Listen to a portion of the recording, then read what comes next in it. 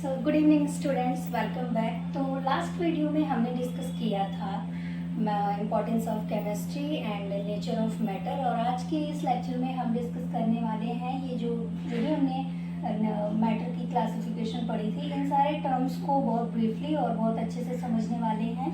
तो चलिए वीडियो को स्टार्ट करते हैं, और किसी को कहीं पर कोई भी डाउट हो तो कमेंट में कमेंट करके उस टॉपिक को आप ज़रूर पूछिएगा, कहीं पे भी कोई भी डाउट हो तो। चलिए वीडियो को स्टार्ट करते हैं। हमने देखा था कि मैटर के जो 3 फिजिकल स्टेट होते हैं, आप सभी जानते हैं कि मैटर की जो फिजिकल स्टेट होती है वो 3 फॉर्म में एग्जिस्ट करती है, सॉलिड, लिक्विड और गैस। तो इन्हीं तीनों टर्म्स को हमें फिर थोड़ा और अच्छे से समझना है।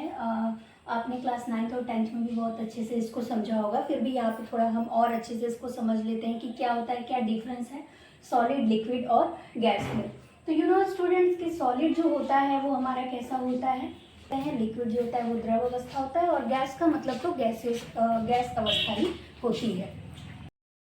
तो आप जानते हैं कि सॉलिड के जो पार्टिकल्स होते हैं वो बहुत ही एक दूसरे से क्लोज होते हैं, लिक्विड में थोड़ा डिस्टेंस होता है पार्टिकल्स के बीच में, और गैसेस में क्या होता है, गैसेस के जो पार्टिकल्स होते हैं वो एक दूसरे से बहुत दूर दूर होते हैं। दूसरा हम पॉइंट ये समझ सकते हैं कि जो सॉलिड के पार्टिकल्स होते हैं या जो सॉलिड होता है उसका डिफिनिट शेप और डिफिनिट वॉल्यूम होता है। मतलब उसकी शेप साइज क्या होती है, एक डिफिनिट होती है, और वॉल्यूम या बोल सकते हैं उसका क्या होता है, सेम फिक्स होता है। इसी तरीके से लिक्विड की अगर बात करेंगे तो लिक्विड की जो शेप साइज होती है वो डिफिनिट नहीं होती है, और उसका जो वॉल्यूम होता है वो क्या होता है, फिक्स होता है। क्यों इसकी शेप और साइज फिक्स नहीं होती है? तो लिक्विड आप समझ सकते हैं कि जो तरल अवस्था में कोई भी चीज़ है तो उसको जिस भी कंटेनर में रखते हैं या जिस भी पात्र में रखते हैं वो उसी का शेप क्या कर लेता है, ऑक्यूपाई कर लेता है, या कह सकते हैं कि जिस भी कंटेनर में रखे उसका शेप वो अपना लेता है। गैसेस की बात करेंगे तो इसकी ना तो कोई शेप डिफिनिट होती है और ना ही वॉल्यूम डिफिनिट होती है, ठीक है। तो ये हो गए थोड़े दो हमारे डिफरेंस। तीसरी बात ये करेंगे कि इसके पार्टिकल्स कैसे होते हैं, बहुत ही क्लोज होते हैं। जैसे कि यहाँ पे एक छोटा सा हम फिगर ड्रॉ करते हैं, ये हमारे इसमें तीनों में हम 3 कंटेनर बना लेंगे, और इन तीनों में पार्टिकल्स को ऐसे अरेंज करेंगे। यहाँ पे जो पार्टिकल्स है ये सॉलिड के पार्टिकल्स हैं, जिनके बीच में आप डिस्टेंस देख पा रहे हैं कि नेग्लेजिबल है। नेग्लेजिबल का मतलब कि ना के बराबर है। Is that clear? तो यहाँ पे कुछ इस तरीके से हम सॉलिड के सारे पार्टिकल्स को ड्रॉ कर लेंगे। हमने सॉलिड, लिक्विड, गैस और तीनों में ही आप देख रहे हैं कि एक स्ट्रक्चर ड्रॉ किया हुआ है, और तीनों ही डिफरेंस आप देख के बहुत अच्छे से समझ पा रहे होंगे कि ये डिफरेंस कैसा है। यहाँ पे आप सॉलिड के पार्टिकल्स देख रहे हैं कि इन पार्टिकल्स के बीच में कहीं पे भी डिस्टेंस नहीं है, ठीक है। और यहाँ लिक्विड के पार्टिकल्स में थोड़ा बहुत डिस्टेंस है, और गैसेस के पार्टिकल्स में तो बहुत ज़्यादा डिस्टेंस है, ओके। तो इस तरह से हम कह सकते हैं कि सॉलिड के जो पार्टिकल्स होते हैं वो कैसे होते हैं, बहुत ही क्लोज होते हैं एक दूसरे से। लिक्विड के पार्टिकल्स थोड़े से दूर होते हैं एज कंपैरिजन टू सॉलिड, और गैसेस के पार्टिकल्स तो सॉलिड और लिक्विड दोनों के ही कंपैरिजन में बहुत दूर होते हैं। तो इस तरीके से जितना भी हमने इसका डिफरेंस समझा उसको हम पॉइंट वाइज करके लिख लेंगे, और आप भी उसको अपने कॉपी में राइट डाउन करते हुए चलेंगे, ठीक है। जहाँ पे भी कोई भी दिक्कत हो तो आप कमेंट में कमेंट करके ज़रूर पूछिएगा उन चीज़ों को। नेक्स्ट डिफरेंस की बात ये करेंगे कि इंटरमॉलिक्यूलर स्पेस क्या होता है। तो इंटरमॉलिक्यूलर स्पेस का मतलब ये हुआ कि ये हमारे मॉलिक्यूल्स के कुछ कुछ पार्टिकल्स हैं, और इनके बीच का जो स्पेस होता है उसको बोलते हैं इंटरमॉलिक्यूलर स्पेस। तो कह सकते हैं कि intermolecular space between in the solid are negligible, ठीक है, क्योंकि पार्टिकल्स के बीच में कोई डिस्टेंस नहीं है। इंटरमॉलिक्यूलर स्पेस आर यहाँ पे प्रेजेंट होता है, और यहाँ पे तो बहुत ही ज़्यादा होता है। नेक्स्ट बात ये करेंगे कि कंप्रेसिबिलिटी। कंप्रेसिबिलिटी मतलब होता है दबाव। तो आप देख सकते हैं कि सॉलिड के पार्टिकल्स किसी भी चीज़ पे आप दबाव तब दे पाएंगे जब उसमें कहीं स्पेस हो दबने के लिए। Is that clear? तो यहाँ पे सॉलिड के पार्टिकल्स इतने ज़्यादा क्लोज हैं कि इसको हम कंप्रेस नहीं कर सकते हैं, ये कंप्रेस ही नहीं हो पाएगा। लिक्विड कहीं कहीं थोड़ा सा कंप्रेस हो सकता है, और gases are highly compressible to in comparison to solid and liquid. तो पॉइंट्स को हम पहले लिख लेते हैं, फिर आपको एक बार समरी में रिवीजन करवा देंगे। सो यहाँ पे हमने डेफिनेशन या कह सकते हैं कि डिफरेंस जो सॉलिड, लिक्विड, गैस का है वो यहाँ पे नोट डाउन कर दिया है। तो ये पढ़ते हुए और एक बार और हम समझ लेंगे। सॉलिड में लिखा हुआ पहला point, they have definite shape and definite volume. क्या होते हैं, सॉलिड की जो शेप होती है और वॉल्यूम होती है वो डिफिनिट होती है। वही चीज़ यहाँ पे लिखा हुआ है कि they have definite volume but not definite shape. Liquid में वॉल्यूम तो डिफिनिट होता है बट शेप डिफिनिट नहीं होता है। गैसेस में ना तो शेप डिफिनिट होती है और ना ही वॉल्यूम डिफिनिट होती है। Second point is the intermolecular space between particle is negligible. क्या होता है, सॉलिड के पार्टिकल्स के बीच जो स्पेस होती है वो ना के बराबर होती है। यहाँ पे लिक्विड के जो पार्टिकल्स के बीच में स्पेस होता है वो सॉलिड से थोड़ा ज़्यादा होता है, और यहाँ पे कैसा होता है, बहुत ज़्यादा, मैक्सिमम होता है। यानी यहाँ पे आप स्पेस देख पा रहे हैं कि बहुत ज़्यादा है।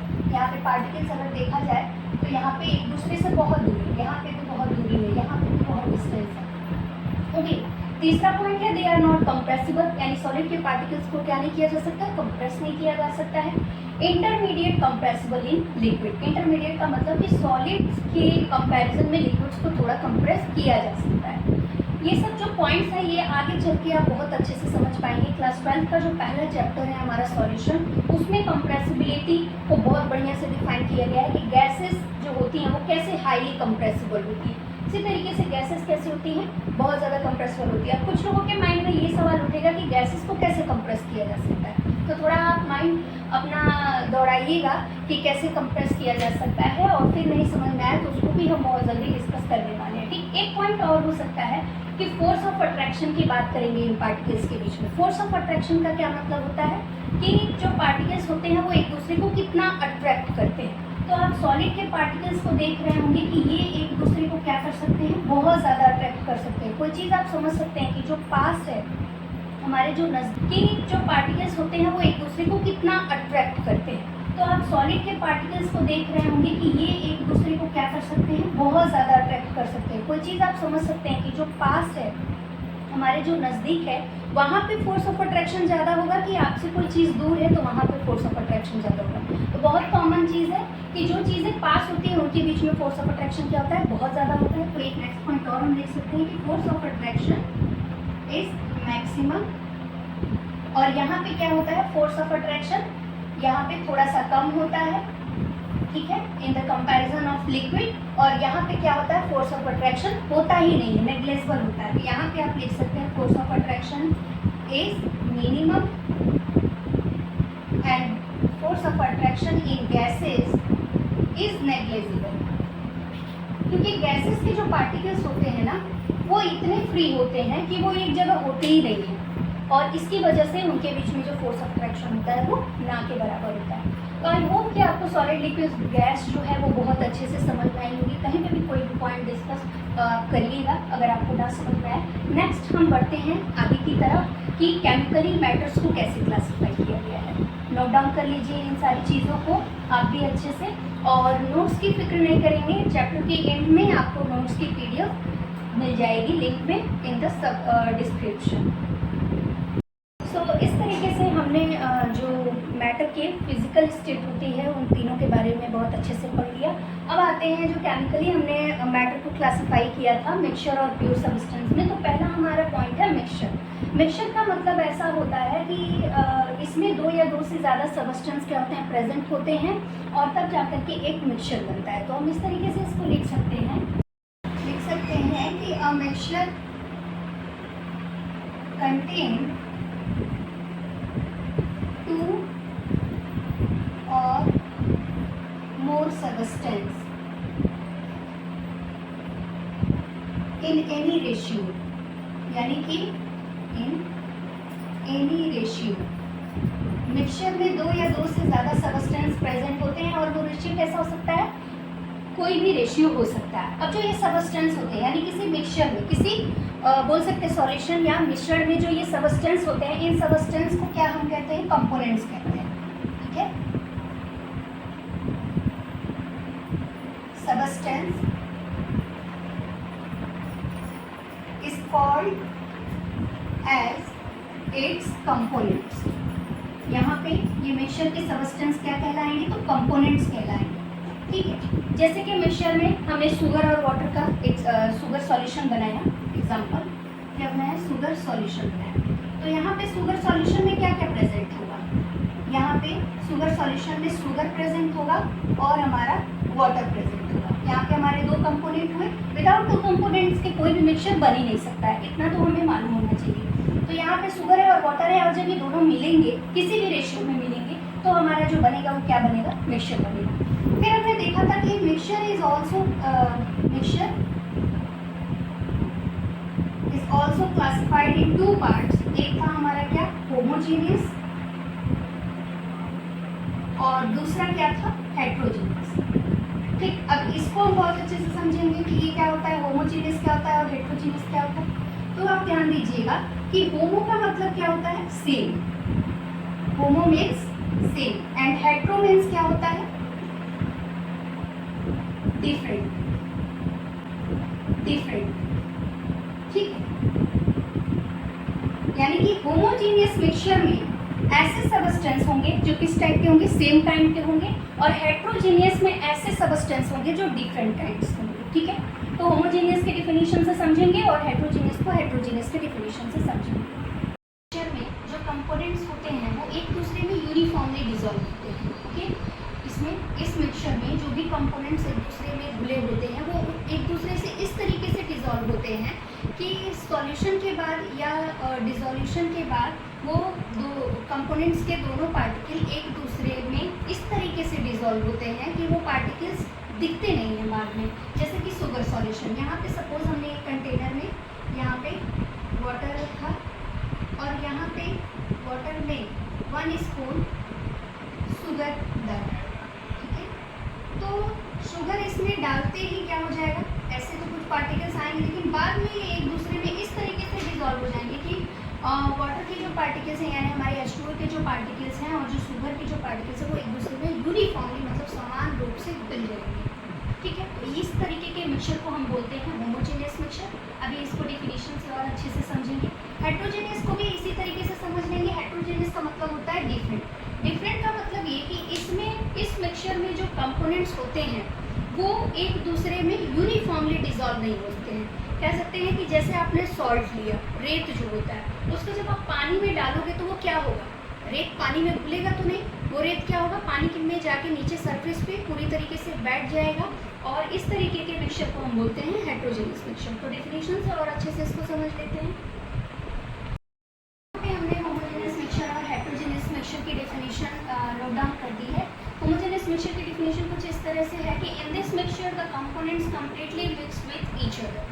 यानी इस मिक्सचर में क्या होता है, जो कंपोनेंट्स होते हैं या जो सबस्टेंस होते हैं जिनको हम आपस में डिसॉल्व कर रहे हैं वो एक दूसरे से क्या हो जाते हैं, अच्छे से मिक्स हो जाते हैं। जैसे कि एग्जांपल में शुगर सॉल्यूशन हो गया, सॉल्ट सॉल्यूशन हो गया। इसी तरीके से नींबू पानी बनाते हैं। अब नींबू का मतलब ये नहीं कि नींबू का जो बीज होता है उसको भी हम देखने लगेंगे कि बीज क्यों नहीं डिसॉल्व हो रहा है। नींबू का मतलब कि नींबू को आप निचोड़ते हो तो उसके जो पार्टिकल्स होते हैं वो वाटर में पूरी तरीके से डिसॉल्व हो जाते हैं।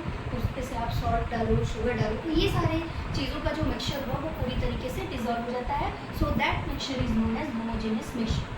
Heterogeneous mixture, in this mixture the components are not completely mixed with each other। इस मिक्सचर में क्या होता है, जो कंपोनेंट्स होते हैं वो एक दूसरे से पूरी तरीके से क्या डिसॉल्व होते ही नहीं हैं। जैसे कि अगर आप पानी में क्या मिला दो, रेत मिला दो, पानी में आप चौक मिला दो, यानी सॉलिड चीज़ों को आप लिक्विड में जब मिलाओगे तो वो क्या होगा, घुलेगा ही नहीं। और इस तरीके के मिक्सचर को हम क्या बोलेंगे, हेटेरोजेनियस मिक्सचर। तो इस तरीके से हमने फिजिकल स्टेट को समझ लिया। आज मैटर को केमिकली जो क्लासिफाई किया गया था उसमें पहला पार्ट मिक्सचर को हमने अच्छे से समझ लिया। अब हमारा दूसरा पार्ट है प्योर सबस्टेंस। और प्योर सबस्टेंस में भी एलिमेंट्स और कंपाउंड्स दो टॉपिक है जिसको हम नेक्स्ट लेक्चर में डिस्कस करेंगे। उसके साथ साथ प्रॉपर्टीज़ ऑफ मैटर को भी डिस्कस करेंगे। तो आज के इस लेक्चर में इतना इनफ है, आप इसको अच्छे से समझिए। कहीं पे भी कोई भी डाउट हो तो अगेन आई टेल यू कि आप कमेंट में कमेंट करके उस टॉपिक को ज़रूर पूछिएगा। और बस मिलते हैं नेक्स्ट लेक्चर में। और एक चीज़ और कि क्लास 12 की पहले चैप्टर की भी वीडियो बहुत जल्द आने वाली है। मे बी इस लेक्चर के बाद ही, कल इस लेक्चर के बाद वो अपलोड हो। तो इस लेक्चर में बस इतना ही। मिलते हैं नेक्स्ट लेक्चर में नेक्स्ट वीडियो के साथ, नेक्स्ट टॉपिक के साथ।